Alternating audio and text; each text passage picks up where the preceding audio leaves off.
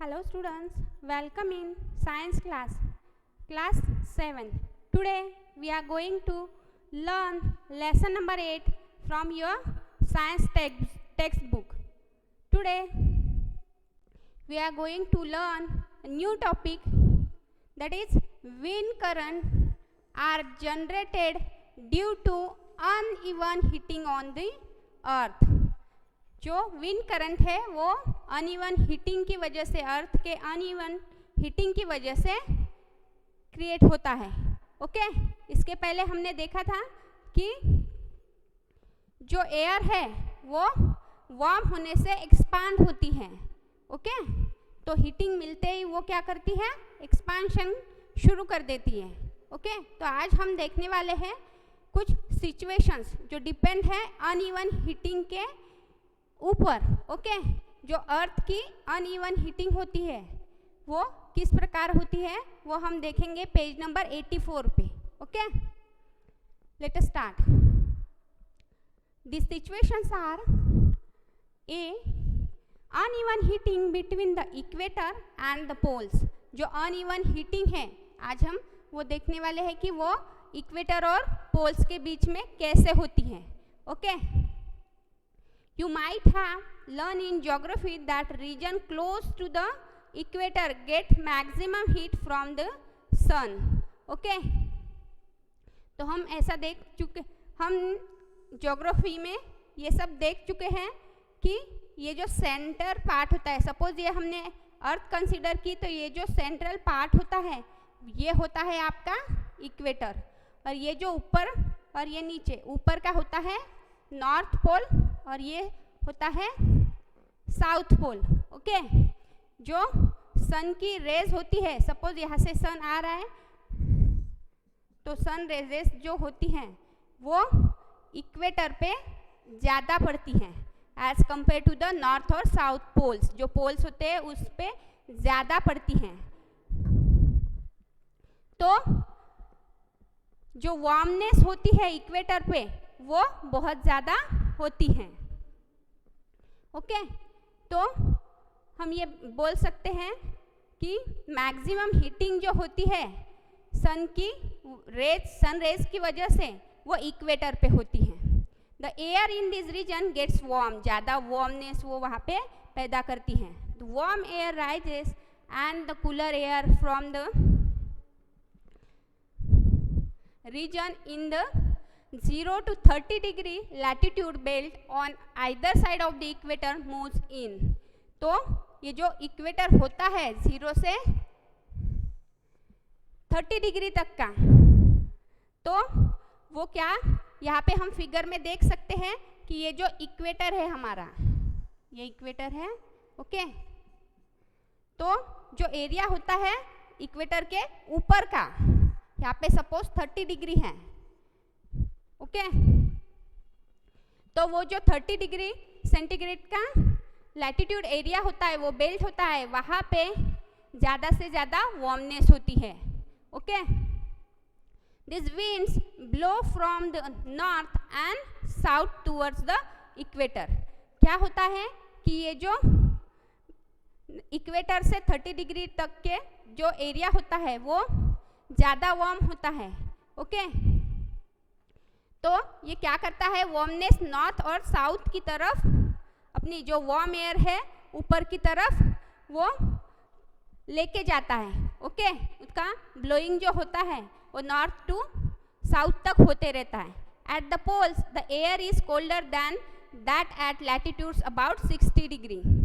Okay, जो poles होते हैं नॉर्थ और साउथ पोल्स, वहाँ पे ज़्यादा से ज़्यादा जो एरिया है वो कोल्डर रहता है than that at latitudes about 60 degree. 60 degree से भी ज़्यादा, वो मतलब 60 डिग्री पे जो रहता है उससे बहुत ज़्यादा कोल्ड वो एरिया रहता है. मैंने बताया कि इक्वेटर से ऊपर जैसे जाते हैं 30 तक वो वार्मनेस लाता है, वार्म एरिया रहता है, लेकिन जैसे ही हम जितना ज़्यादा ऊपर जाएंगे उतना कोल्डनेस आते रहता है. ओके, कोल्ड एयर रहती है ड्यू टू अनइवन हीटिंग, क्योंकि सन रेजेस पोल्स पे कम गिरती हैं या फिर वो स्लांटेड पोजीशन में गिरती हैं. The warm air at these latitudes rises up and the cold wind from the polar regions rushes into to take its place. तो यहाँ पे क्या होता है कि जो वार्म एयर है, ये वार्म एयर जो है वो ऊपर की तरफ, मतलब ये जो वार्म एयर है अभी ये ऊपर की तरफ उठती जा रही है. वार्म एयर ऊपर उठती है क्योंकि वो वेपर्स में कन्वर्ट होती है. वो ऊपर उठती है तो क्या होता है, जो कोल्ड एरिया होता है उसकी प्लेस, ये से यहाँ पे आपको वो दिख रहा है कि वो ऊपर की तरफ जा रही है. ओके, तो उसकी प्लेस ये जो पोलर रीजन का कोल्ड एरिया होता है नॉर्थ एंड साउथ, तो उसकी तरफ का जो एरिया रहता है वो उधर की नॉर्थ और साउथ पोल्स की जो कोल्ड एयर है उसकी जगह वो ले लेता है. मतलब वार्म एयर ऊपर चली जाती है तो वहाँ पे स्पेस वैकेंट हो जाती है, तो वो स्पेस जो कोल्डर एयर होती है तो वो ले लेती हैं. ओके स्टूडेंट्स, यहाँ पे आपको एरोज में दिख रहा है कि वो किस तरह से आ रही है और इक्वेटर की तरफ अपनी ये नीचे की तरफ भी आते हुए आपको दिख रही है. जो वार्म एयर है वो ऊपर जा रही है, जो कोल्ड एयर है वो नीचे आ रही है. ओके स्टूडेंट्स, तो हम इससे ये समझ सकते हैं कि विंड फ्लो पैटर्न कैसे हो रहा है, वो किस प्रकार हो रहा है. जो अनइवन हीटिंग की वजह से वो वैसे होते रहता है. In this way wind circulation is set up from the poles to the warmer latitudes as shown in figure 8.8. अभी हमने देखा 8.8 फिगर में ये कैसे होता है, जो सर्कुलेशन है वो कैसे होता है. ओके, तो wind from the ocean carry the wind would have flown in the north south direction from north to south or from south to north. ये जो फ्लो होता है वो क्या होता है, नॉर्थ टू साउथ भी होता है और साउथ टू नॉर्थ भी होता है. इसकी जो डायरेक्शन है फ्लो ऑफ करंट जो होता है एयर विंड का या फिर एयर का, तो वो चेंज होते रहता है. A change in direction is however caused by the rotation of the earth. और ये जो चेंजेस डायरेक्शन का चेंज जो साउथ टू नॉर्थ होता है या फिर नॉर्थ टू साउथ होता है, वो रोटेशन जो अर्थ की रोटेशन होती है, अर्थ रोटेट करती है ना, तो उसकी रोटेशन की वजह से ये होते रहता है. ओके, नेक्स्ट पार्ट हम देखेंगे uneven heating of land and water.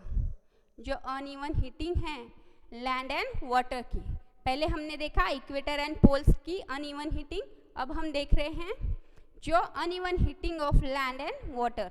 Land और वाटर के बीच की जो अनइवन हीटिंग है उसकी जो अलग तरह के से वो कैसे हीट होता है ये हम देखेंगे. You have read about the sea breeze and land breeze in chapter 4. हमने लैंड ब्रिज और सी ब्रिज के बारे में देखा हुआ है.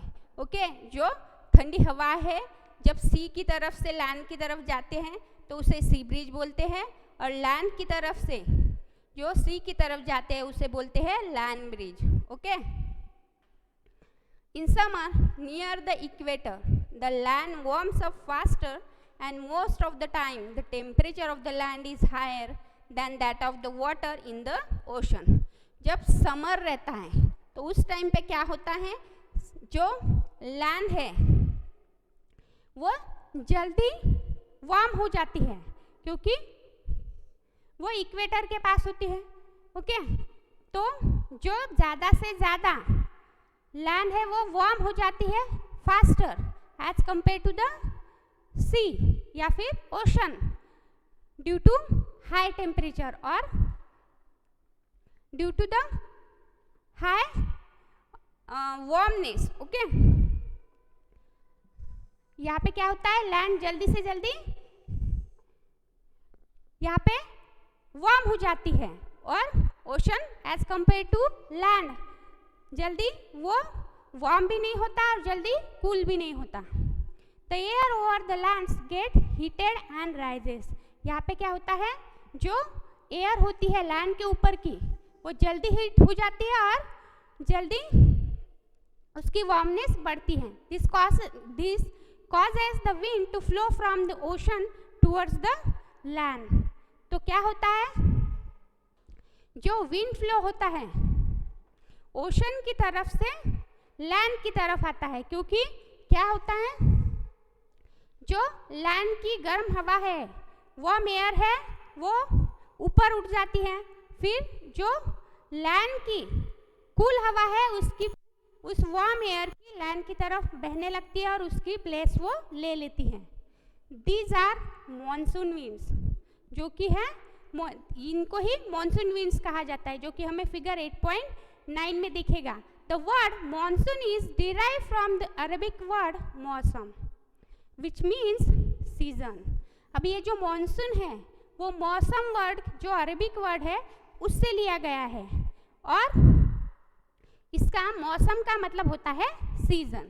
Okay, in winter the direction of the wind flow gets reverse. यहाँ पे क्या होता है, जब विंटर रहता है तो उसका जो विंड फ्लो होता है वो रिवर्स हो जाता है। It flows from the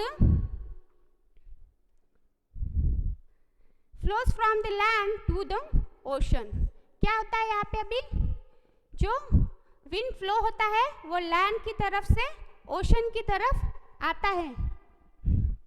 okay, इसीलिए अब फ्लो कहाँ से जाएगा, लैंड की तरफ से ओशन की तरफ। Okay, the wind from the ocean carry water and brings rain. It is a part of water cycle. जो ओशन की तरफ की विंड फ्लो होती है वो क्या करता है, अपने साथ रेन लाता है, और यही जो पार्ट है वो वाटर साइकिल का पार्ट है। Okay, the monsoon wind carry water and it rains. जो मॉनसून विंड है वो अपने साथ क्या लाती है, वाटर लाती है और रेन्स भी लाती है। Cloud brings rain and give us happiness. Cloud क्या करते हैं, हमें क्लाउड रेन लाते हैं और वो हमें बहुत ज़्यादा खुशियाँ देते हैं। Farmers in our country depends mainly on rains for their harvest. There are many folk songs associated with clouds and rains. इससे बहुत ज़्यादा जो फोक सॉन्ग्स भी रिलेटेड होते हैं। ओके, क्योंकि इस टाइम पे फार्मर्स क्या करते हैं, अपने ग्रेन्स का हार्वेस्टिंग करते हैं और ये खुशियाँ मनाते हैं कि नए ग्रेन्स आ गए हैं। इसके ऊपर बहुत से सॉन्ग्स भी बनाए गए हैं, फोक सॉन्ग्स भी डिपेंड है। Sing and enjoy with your friends. आपको क्या करना है, ऐसे कुछ सॉन्ग्स है वो आपको एंजॉय करने हैं।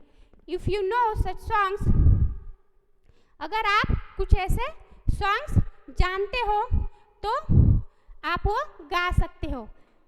Okay, however it is not always a happy ending.